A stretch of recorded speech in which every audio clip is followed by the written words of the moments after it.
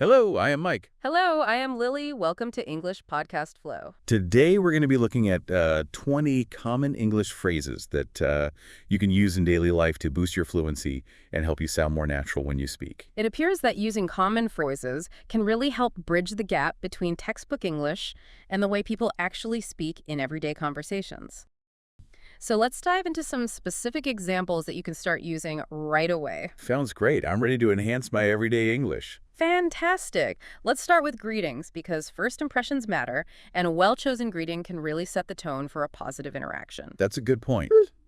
I know hello and how are you are standard greetings, but are there other ways to greet people that might sound more natural? Absolutely. Instead of just saying, "How are you?" which can sometimes feel a bit formal, you could try, "How's it going?" It has a more casual and friendly vibe, and it shows that you're interested in how the person is doing in a more relaxed way. How's it going? Yeah. I like that. Sounds more approachable and less like I'm interviewing them.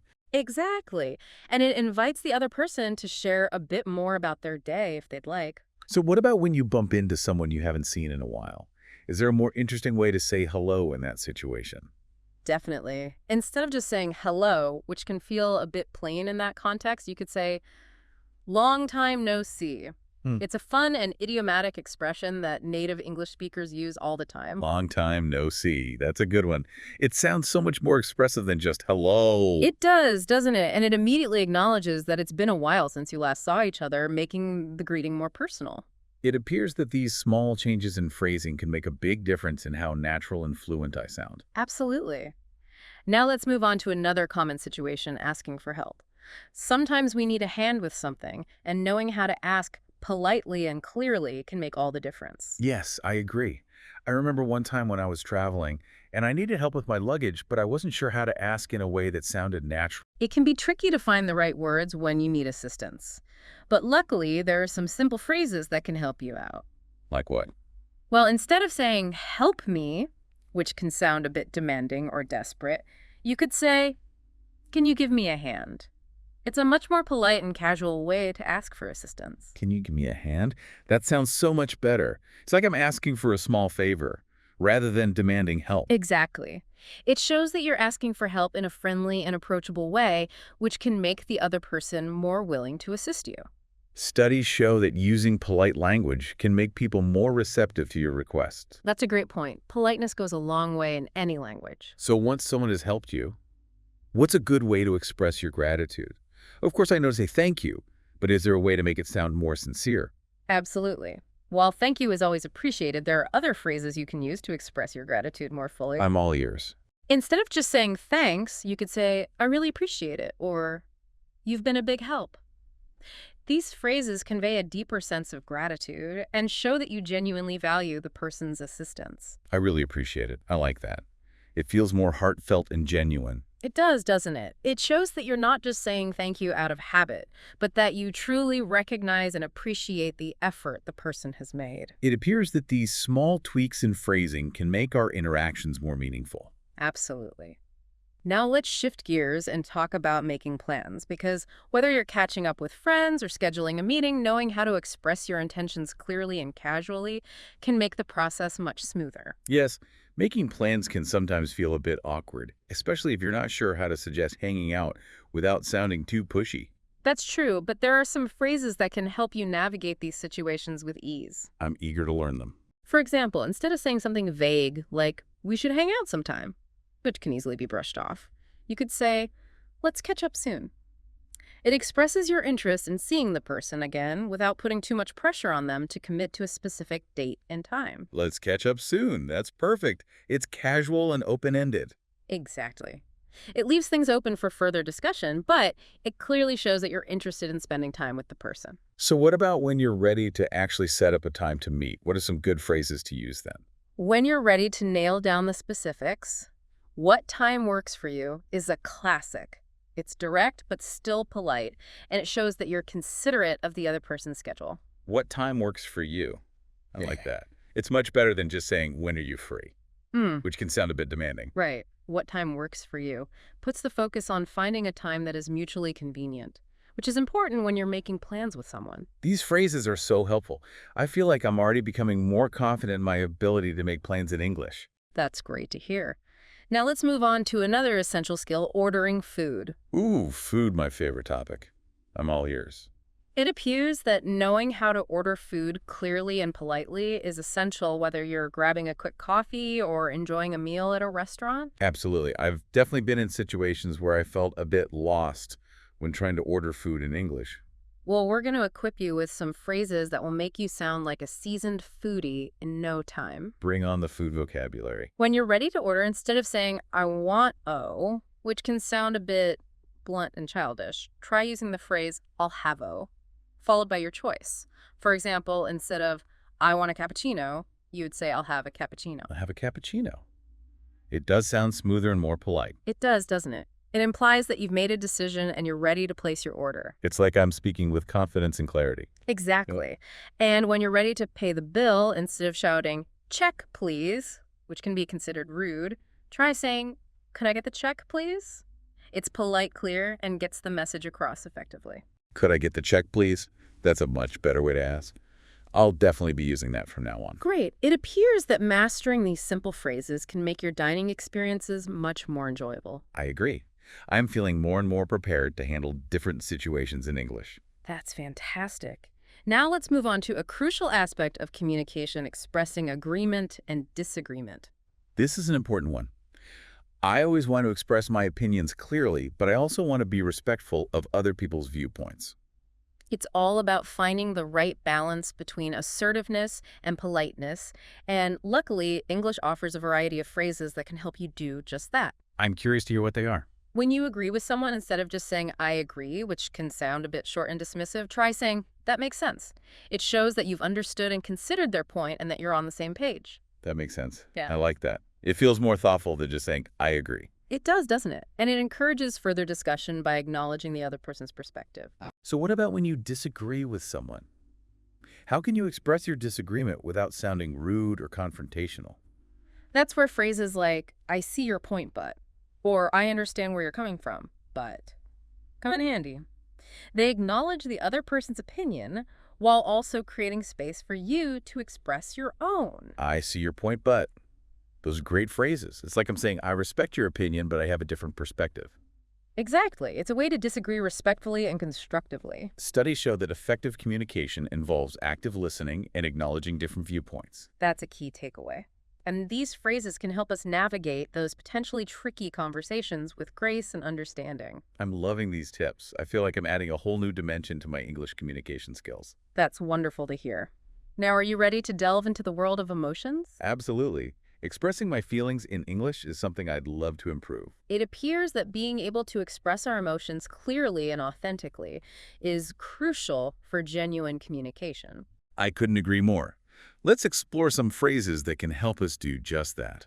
Welcome back to English Podcast Flow, where we're exploring 20 daily life English phrases that can boost your fluency and help you sound more natural. I'm excited to continue our journey into the world of everyday English expressions. I feel like I'm already gaining valuable insights. That's great to hear. Remember, the goal is to equip you with practical phrases you can start using right away to enhance your conversational skills. Absolutely. I'm ready to expand my vocabulary and sound more like a native speaker. Fantastic. Let's pick up where we left off. We were about to dive into the realm of emotions and explore how to express our feelings in a more nuanced and authentic way. Yes, I'm really interested in learning how to express myself more effectively in English, especially when it comes to my feelings. It appears that being able to articulate our emotions is essential for building meaningful connections and fostering genuine communication. I completely agree. Sometimes I struggle to find the right words to express how I'm feeling in English. Well, we're here to help you navigate the emotional landscape of the English language and provide you with some useful phrases that can make a world of difference. I'm all ears. Let's start with expressing enthusiasm, because sharing our passions and excitement can be incredibly contagious and uplifting. I love that. Enthusiasm is such a powerful emotion. It is, isn't it? It can brighten someone's day and create a positive atmosphere. So when you're truly excited about something, instead of just saying, I like it, which can sound a bit bland, try saying, I'm really into it, or I'm so excited about this. I'm really into it. Those phrases definitely convey a stronger sense of excitement and passion. They do, don't they? They add a layer of intensity and genuineness to your expression, making it clear that you're not just mildly interested, but truly enthusiastic. I could see how using those phrases would make me sound more engaged and animated in conversations. Absolutely. Now, on the flip side, let's talk about expressing dislike, because it's equally important to be able to communicate our preferences and boundaries in a respectful way. Yes. Sometimes I find it difficult to say that I don't like something without sounding rude or offensive. I understand that. It's a delicate balance. But there are ways to express dislike politely without hurting anyone's feelings. I'm curious to learn how. Instead of saying, I hate it, which can sound harsh and extreme, you could say, I'm not a big fan of that, or it's not really my cup of tea. These phrases convey your dislike in a more subtle and diplomatic way. It's not really my cup of tea. That's a great one. It's a polite and indirect way to express my preference without being too negative. Exactly. It's a common idiom that native English speakers use frequently, and it adds a touch of humor to your expression. It appears that idioms can make our language more colorful and engaging. Absolutely. They add depth and personality to our conversations. So we've covered expressing enthusiasm and dislike. Now, what about those moments when we need clarification in a conversation? Sometimes I miss things or need a little extra explanation, but I don't want to sound clueless. Asking for clarification is an essential communication skill, and it shows that you're actively engaged in the conversation. It's important to do it in a way that is both polite and clear. I'm all ears for any tips you might have. Well, instead of blurting out what, which can sound abrupt and a bit rude, try saying, could you say that again? Or, could you repeat that, please? These phrases are more courteous and show that you're genuinely interested in understanding what the other person is saying. Could you repeat that, please? Those phrases sound so much more polite and respectful than just saying what. They do, don't they? And they create a more positive and collaborative atmosphere in the conversation. So what about when I need more than just a repetition? What if I need a deeper explanation of something? In those situations, you can simply say, what do you mean? Or, could you explain that a little more? These phrases invite the speaker to elaborate on their point and provide you with a better understanding. Those are really helpful phrases. I often find myself needing further clarification, but I wasn't sure how to ask in a way that sounded natural. It appears that having a few go-to phrases for asking for clarification can boost your confidence and make you a more effective communicator. I agree. Now, what about giving advice? Sometimes I want to offer suggestions or guidance to a friend, but I don't want to come across as bossy or intrusive. Giving advice can be tricky. It's important to do it in a way that is supportive and helpful without overstepping boundaries. I'm always a bit hesitant to give advice because I don't want to sound like I'm telling people what to do. I understand that. Mm. But offering advice can be a way to show that you care and that you're there to support your friends. So if you want to encourage someone to try something new, you could say, you should give it a try. Or, why not give it a shot? You should give it a try. Those phrases sound encouraging and positive without being pushy. Exactly. And if you have a more specific suggestion, you could say, why don't you? Followed by your idea, for example. Why don't you take a break? Or, why don't you talk to her about it? Why don't you? That's a great way to introduce a suggestion, gently and respectfully. It is, isn't it? It invites the other person to consider your idea without feeling pressured or obligated. These phrases are so valuable. I feel like I'm learning how to navigate social interactions in English with more finesse. That's wonderful to hear. Now let's talk about ending conversations, because knowing how to wrap things up gracefully is just as important as knowing how to start them. Yes, sometimes I struggle with finding the right words to end a conversation without sounding abrupt or rude. I understand. It can be a bit awkward, but there are some phrases that can help you exit a conversation smoothly and politely. I'm eager to learn them. Instead of just saying goodbye, which can sound a bit sudden, try saying I better get going, or it was great talking to you, but I have to run. These phrases signal that you need to leave while also expressing that you enjoyed the conversation. It was great talking to you, but I have to run. That's perfect. It's a polite and friendly way to end a conversation without making it seem like I'm rushing off. Exactly. It leaves a positive impression and keeps the door open for future interactions. So what about when I'm with friends or family? Is there a more casual way to say goodbye in those situations? Absolutely. A friendly, catch you later, or see you soon, works wonders in casual settings. Catch you later. I love that one. It sounds so relaxed and effortless. It does, doesn't it? It shows that you're looking forward to seeing the person again soon.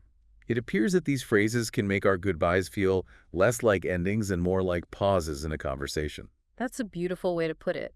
Now, are you ready to inject some excitement into your vocabulary? Absolutely. I'm always up for adding a bit of energy to my English expressions. Fantastic. Let's explore some phrases that can help you express surprise and excitement in a more animated and engaging way. Bring on the excitement. When you hear something truly surprising, instead of a simple really, try exclaiming, "No way," or "You're kidding." These phrases convey a stronger sense of astonishment and disbelief. No way. Those definitely sound more energetic and expressive than just saying, really? They do, don't they? They add a touch of drama and make it clear that you're genuinely taken aback by what you've heard. So what about when something is just plain awesome?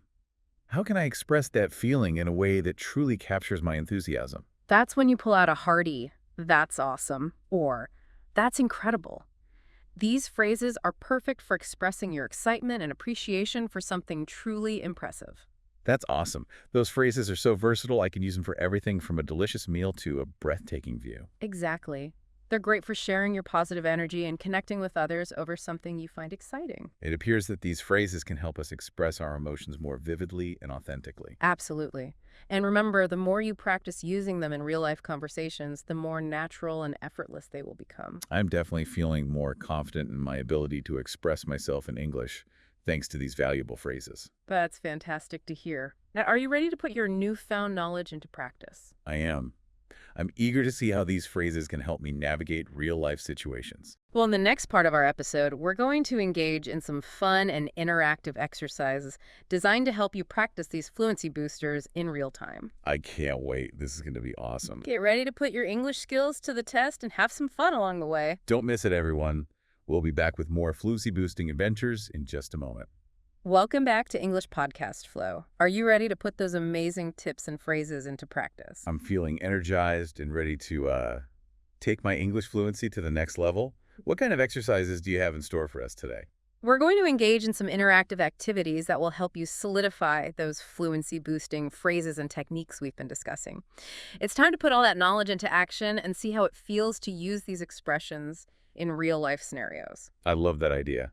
Learning by doing is always the most effective way to master new skills. Let's dive in. Fantastic. Let's start with a round of shadowing, shall we? I'll say a few sentences, and you try your best to mimic my pronunciation and intonation. It's like a vocal workout for your English skills. Sounds fun. I'm ready to channel my inner parrot and mirror those sounds. Excellent. Here's the first sentence. The weather is absolutely gorgeous today. The weather is absolutely gorgeous today. Well done. You captured the essence of the sentence beautifully. Now let's try a slightly longer one. I can't wait to spend the afternoon exploring the park with my friends. I can't wait to spend the afternoon exploring the park with my friends. Brilliant. Your pronunciation is becoming more and more natural with each repetition. Are you ready for another challenge? Bring it on. I'm feeling more confident already. Okay, here's a tricky one that involves a bit more emotion. I'm so grateful for this opportunity to learn and grow alongside such a supportive community. I'm so grateful for this opportunity to learn and grow alongside such a supportive community. That was fantastic. You nailed the rhythm and emphasis perfectly. See? Shadowing is a powerful way to fine-tune your pronunciation and internalize those natural speech patterns. It's amazing how simply mimicking someone else's speech can have such a noticeable impact on my own pronunciation. I can already feel the difference. It's like magic, isn't it? Now let's move on to our next exercise, thinking in English. I'm going to describe a scenario, and you try to respond in English without translating from your native language. This will help train your brain to think directly in English, which is essential for fluency. Challenge accepted. I'm ready to flex those English thinking muscles. All right, imagine you're meeting a friend for coffee. What would you say when you greet them? Hey, long time no see. How's it going? Perfect. You used a natural greeting and even incorporated one of the phrases we learned earlier. You're already thinking in English like a pro. Now let's say your friend asks you what you'd like to order. How would you respond? I think I'll have a latte today. What about you? Excellent. You used the phrase "I'll have I" and even asked your friend about their preference. You're navigating this scenario with ease and confidence. This is so much fun. It's like a mental workout for my English skills, and I'm already feeling the benefits. It is, isn't it? And just like any workout, the more you practice, the stronger you become. Are you ready for another challenge? Absolutely. Bring it on. All right, let's imagine you're at a restaurant and the waiter brings you the wrong dish. How would you politely explain the situation? Excuse me. I think there might be a mistake. I ordered the pasta, but this looks like the chicken dish. Excellent. Yeah. You politely pointed out the mistake without being accusatory, which is crucial in these situations. Now, let's say the waiter apologizes and offers to bring you the correct dish. How would you respond? Oh, that's okay. No worries. These things happen. Thank you for fixing it. Perfect. You showed understanding, accepted the apology gracefully, and even expressed your gratitude. You handled that situation like a true English speaker. I'm feeling so much more confident now. These exercises are really helping me put everything we've learned into practice and see how these phrases work in real-life conversations. That's wonderful to hear. And remember, the key to fluency is to keep practicing these skills in real-life situations. The more you use them, the more natural they will become. I'm excited to take on the world with my newfound fluency superpowers. Do you have any final words of wisdom for our listeners before we wrap up this episode? Embrace the journey. Learning a language is an adventure filled with ups and downs. Celebrate your successes, learn from your mistakes, and most importantly, never stop exploring the beautiful world of English. Beautifully said. And on that inspiring note, it's time to wrap up this episode of English Podcast Flow. Thank you for joining us on this fluency-boosting adventure. We hope you've gained valuable insights and practical tools to enhance your English skills. Remember, keep practicing, stay curious, and never be afraid to make mistakes. Until next time, happy learning.